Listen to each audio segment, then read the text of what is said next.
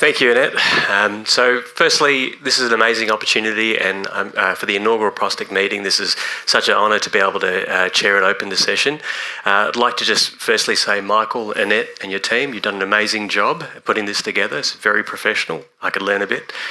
And just a quick shout out to surgeons. We were very aware that the attention span's pretty low, so we started with what's the role of PSMA PET in early stage prostate cancer? My name is Shankar Siva. I'm a radiation oncologist and lead the stereotactic body radiotherapy program at Peter Mac. And I'm Louise Emmett. I run the Nuclear Medicine and Theranostics Department at St Vincent's Hospital in Sydney, and it's fantastic also to be here. And with no further ado, I'm really going to introduce the first speaker, and that's Dr. Renu Eapen, who is an amazing urologist from Peter MacCallum Cancer Institute, and she's going to talk on when I do PSMA PET CT and staging and biochemical recurrence. Thank you, Renu. Thank you. Wow, mic's already on. Thank you, Louise and Shankar. It's wonderful to be here, and it's wonderful to be here and to give you my take on the role of PSMA imaging and theranostics in the management of prostate cancer today. And even though surgeons do have short attention spans, I would rather it be not a urologist point of view, but the point of view of a doctor who treats cancer. And if I've learned anything from this era of PSMA theranostics, is that it's really bridged the gap between disciplines. We're no longer urologists who are simply technicians who remove prostates. We are doctors that treat cancer using knowledge-based precision medicine. And I think it's important that this clinical work, research, and the collaboration between disciplines continue so that we can achieve the best outcome for our patients. So the World Association of Radiopharmaceuticals and Molecular Therapy celebrated World Theranostics Day yesterday. So this preceptorship is really happening at a very timely manner.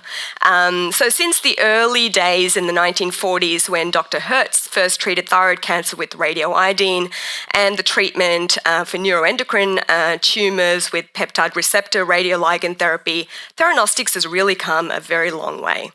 And WARM celebrated the day with a webinar with our very own Professor Louise Emmett and Oliver Sartor talking about the VISION trial yesterday, so that would be well worth a listen when it is released. So theranostics is not a new concept. It spans the last 80 years. It's not too far behind that. It was not too long ago, rather, that lutetium dotatate was used for neuroendocrine tumours. But it's really in the last sort of 10 years that lutetium theranostics has really taken centre stage for prostate cancer. And PSMA PET imaging is no stranger to the media. It has really been established as a standard of care in terms of staging prostate cancer, offering superior accuracy compared to conventional CT and bone scan. So we've had a very exciting couple of years, and it was a couple of years ago that we saw that the FDA approved not one, but two PSMA agents for the imaging of prostate cancer. And this came about after two trials led by Tom Hope, who's here today, and also Jeremy Calais, that they were two kind of PCF-funded trials, really, that looked at the role of PSMA PET imaging in staging prostate cancer and in biochemical recurrence. And they showed a very high specificity of almost 95% in detecting lymph nodes in patients who have intermediate and high-risk prostate cancer. And based on this, gallium-68 was approved for use at UCLA and UCSF. And it really has been a game changer in how prostate cancer is managed. And just a week ago, we heard more good news that FDA approved the first targeted radioligand therapy for metastatic metastatic castration-resistant prostate cancer, and that's been very exciting.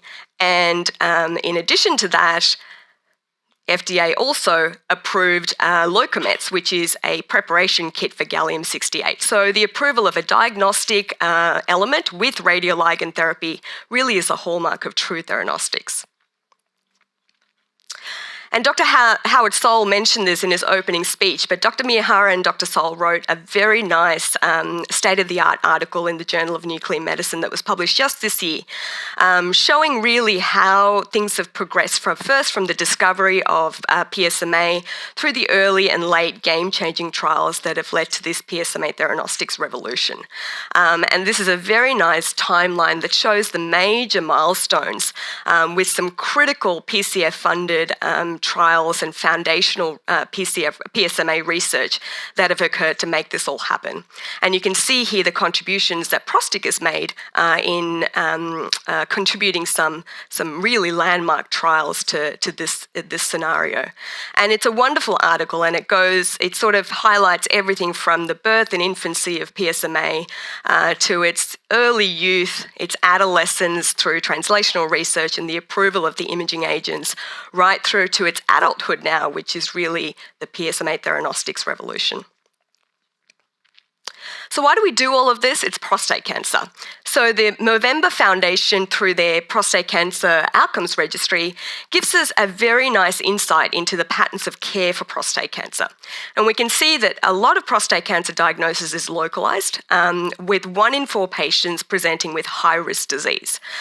A very small percentage of patients do present with very high-risk disease, and about 6% present with metastatic disease. And the prostate cancer progression pathways differ based on at what stage patients are diagnosed. So if patients are diagnosed with localised prostate cancer and it's low risk, they may be suitable for active surveillance. If it is intermediate or high risk or locally advanced, then they would get definitive treatment, local treatment with either surgery or radiotherapy. However, with high-risk patients, up to 50% of these patients will experience biochemical recurrence within the first 2 years of their treatment. And then many will eventually go on to develop metastatic hormone-sensitive prostate cancer and then hormone-resistant prostate cancer. Patients can also present with de novo metastatic disease, and they will receive systemic treatment with or without some local therapy. And some of these patients will go on to develop castration-resistant disease. So PSMA PET imaging potentially has an impact in every stage of this prostate cancer pathway.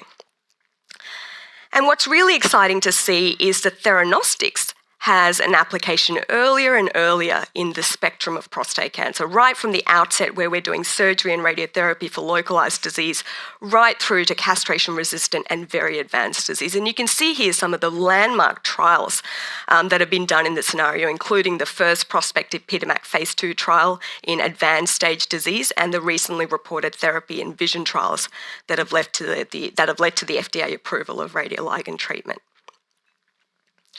So looking specifically at PSMA imaging, its use spans the entire spectrum of prostate cancer, from diagnosis all the way to determining suitability for theranostics.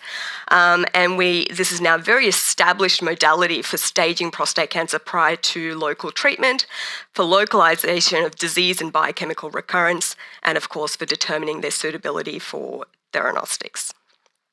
So because I'm the first speaker, I get to do the honour of introducing PSMA. And you all know what PSMA is. It's prostate-specific membrane antigen.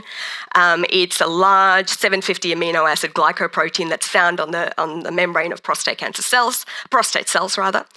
It's got a small intracellular domain and a large extracellular domain that acts as a binding for small molecule inhibitors such as gallium PSMA and DCF-PYL.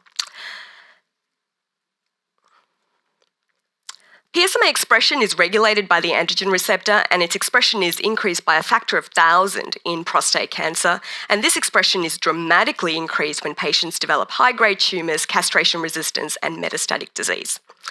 There are RNA aptamers, PSMA binding RNA aptamers, that essentially work as drug delivery vehicles, and this is the basis of theranostics. So the first data using small molecule ligands that bind PSMA came out of Heidelberg in 2013, but we had our first experience with PSMA PET in 2014 when the first patient at PDMAC was imaged. This is a 65-year-old man with high-risk prostate cancer that was booked for a radical prostatectomy based on normal conventional imaging. And you can see here when we did the PSMA PET scan, the results were really quite striking. We saw the avidity in the prostate, but a small lymph node and what appeared to be a rib metastasis. Now this patient this was an experimental scan at the time, so he went on to have standard of care, which is a radical prostatectomy. And in fact, he had a detectable PSA postoperatively, and that rib metastasis proved to be true. We're also seeing that PSMA PET is very specific. So this is another patient with high-risk prostate cancer, and conventional imaging showed what appeared to be a bone metastasis. But when we did the PSMA PET scan, we saw that there was no uptake in that sclerotic lesion. So while this patient may in the past have been denied curative treatment, he went on to have his prostatectomy and had an undetectable PSA in follow-up. Now, striking images alone are not enough to change our practice. So that's where trials like the PRO-PSMA trial, or prospective randomised trial, have made a difference. And it's shown the superior accuracy of PSMA PET over conventional imaging in staging prostate cancer. And the advantage is that it offers a effective local staging as well as systemic staging. And this sort of staging is very important. It's important to define the extent of disease in high-risk prostate cancer. And it's because despite careful selection of patients for treatment, a lot of these patients will recur. So you can see here a patient with grade group 4 disease, bone scan and CT were negative, but PSMA PET shows extensive pelvic and retroperitoneal lymph nodes that are involved. So it's useful, it's important to carefully select these patients so you can avoid futile local therapy in those who have metastatic disease, but make sure that we offer local therapy to those who have truly localized disease. So there's no doubt that PSMA PET has rapidly changed the landscape of prostate cancer imaging and treatment. And Dr. Miyahara said it really well in her article when she said that we're really living through a prostate cancer theranostics revolution with 2 FDA-approved imaging agents and the first targeted radioligand therapy approved for prostate cancer. I wonder what will be next. I hope you'll enjoy the rest of the conference.